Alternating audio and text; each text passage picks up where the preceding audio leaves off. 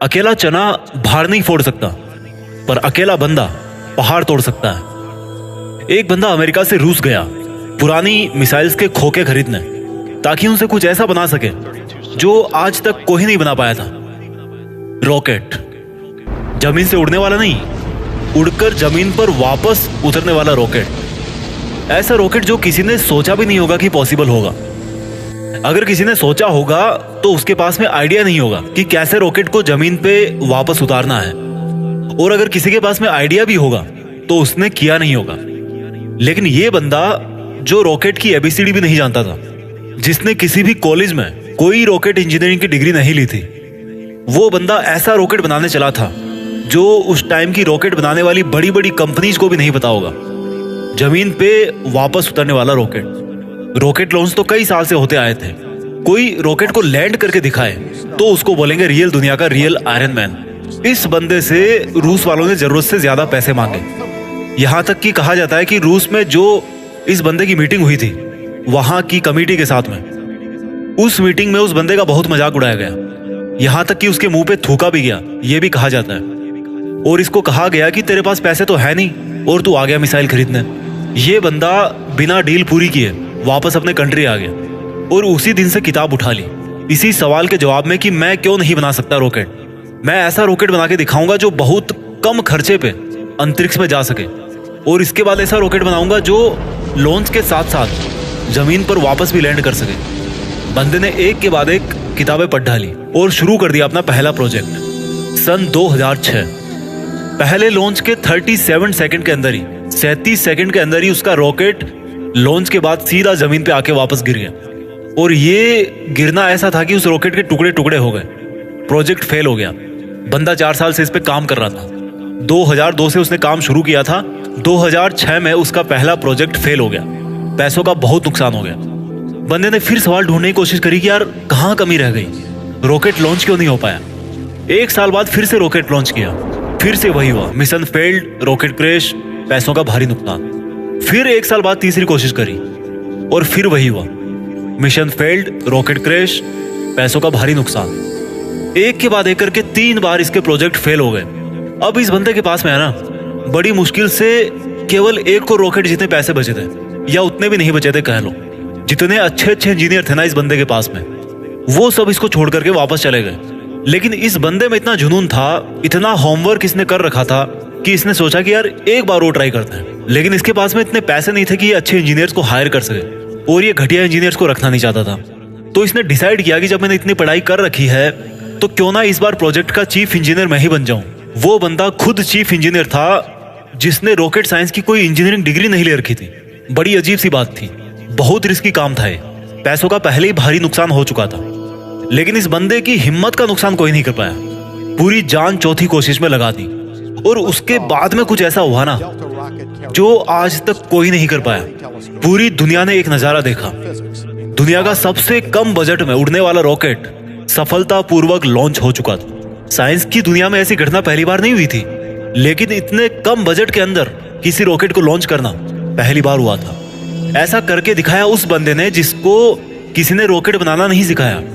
इस बंदे की कंपनी को आज दुनिया स्पेस एक्स के नाम से जानती है, और इसके रॉकेट में इतनी जान है ना कि नासा भी अपने कई सैटेलाइट स्पेस एक्स के जरिए अंतरिक्ष में भेजती है। जब इस बंदे के 3 फेल्ड लॉन्च के बाद में चौथा लॉन्च सफल हुआ ना, तो सफल होते ही नासा ने कहा कि भाई हमें यानी कि नासा वालों को चाहिए तुम्हारा ये रॉकेट। और सक्सेसफुल लॉन्च के 2-4 महीनों के अंदर ही डील पक्की भी हो गई, क्योंकि इसके पहले नासा का बहुत खर्चा होता था सैटेलाइट्स को लॉन्च करने में। लेकिन ये बंदा यहीं पे नहीं रुकने वाला था। बोला कि ऐसा रॉकेट बनाऊंगा अब जिसको बार बार यूज किया जा सके।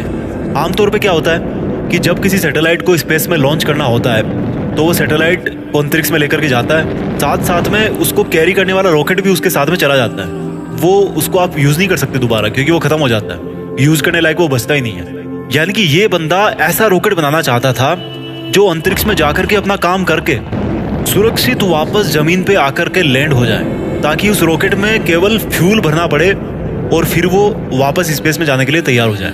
जब इस बंदे ने 2011 में अनाउंस किया कि मैं लैंड करने वाला रॉकेट बनाना चाहता हूँ, तो काफी लोगों ने इसकी मजाक बनाई। बड़े बड़े लोगों ने कहा कि ये फालतू का काम है, क्योंकि हवाई जहाज तो लैंड कर सकता है, लेकिन रॉकेट को लैंड करवाना नामुमकिन है। लेकिन इस बंदे के दिमाग में नामुमकिन नाम की कोई चीज नहीं थी। इसके दिमाग में केवल जिद थी कि मैं लैंड करने वाला रॉकेट जरूर बनाऊंगा, सबको गलत साबित करके बताऊंगा। बंदे ने अगले 4 साल तक दिन रात एक कर दी, बहुत सारे फेल्ड रॉकेट टेस्ट किए।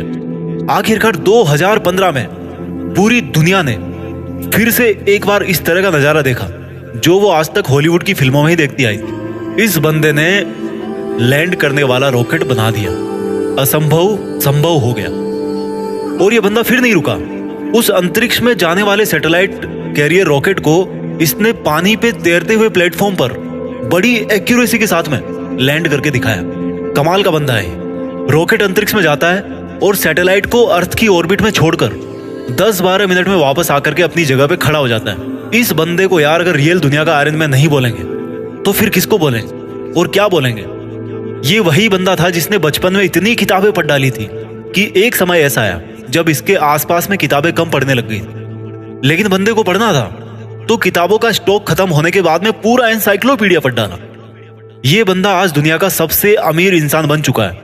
वो बंदा जिसका यह कहकर मजाक उड़ाया गया था कि तुम्हारे पास पैसे तो है नहीं, तुम आ गए मिसाइल खरीदने। आज इस बंदे की औकात इतनी बढ़ चुकी है ना कि वो वैसा कमेंट करने वाले लाखों बंदों को खरीद सकता है। ये सच है, पैसा इंसान को खरीद लेता है यार, यही सच्चाई आज की।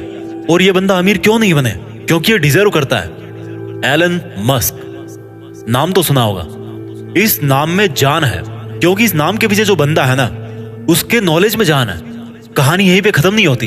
एलन मस्क ऐसे बहुत सारे काम करना चाहते हैं जो आज शायद इम्पॉसिबल लगते हैं, पर यह नहीं भूलना चाहिए कि वो लैंडिंग वाला रॉकेट भी किसी टाइम पे इम्पॉसिबल लगता था। इनके बहुत सारे ऐसे प्रोजेक्ट चल रहे हैं जिनके बारे में कोई सोच भी नहीं सकता। इनमें से एक फेमस प्रोजेक्ट है हाइपरलूप, जिसमें जमीन पर हवाई जहाज से भी ज्यादा स्पीड पे ट्रेवल करने का प्रोविजन होगा।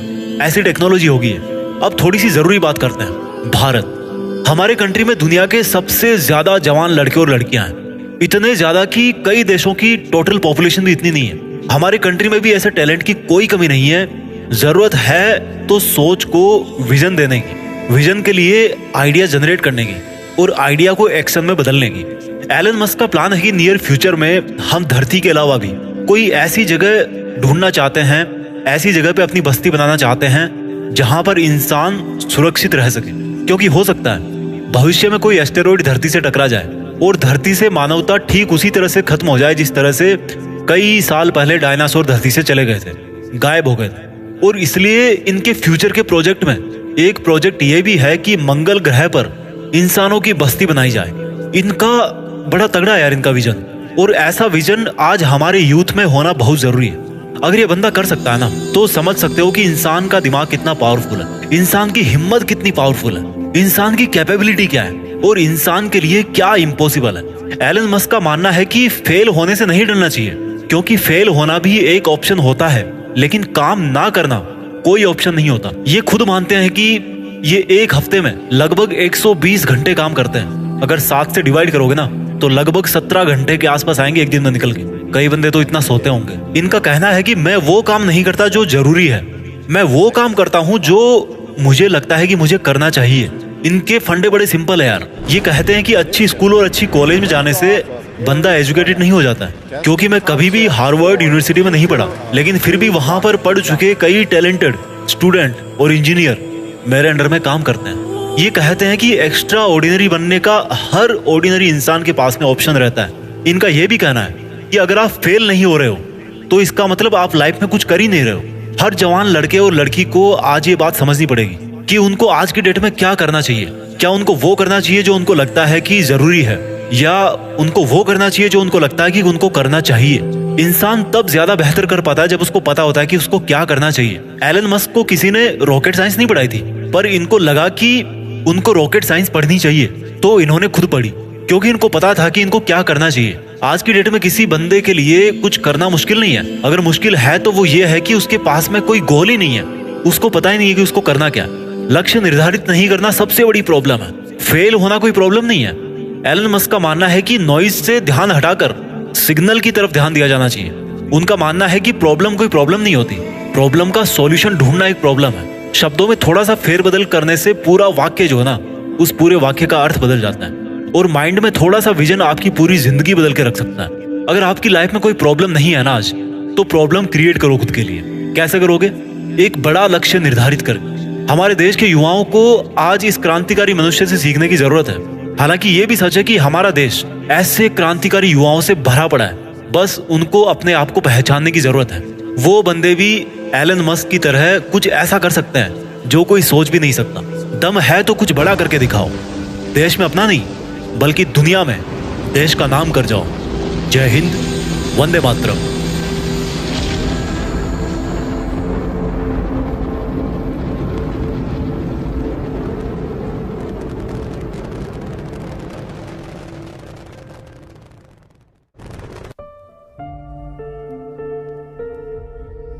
जीत फिक्स।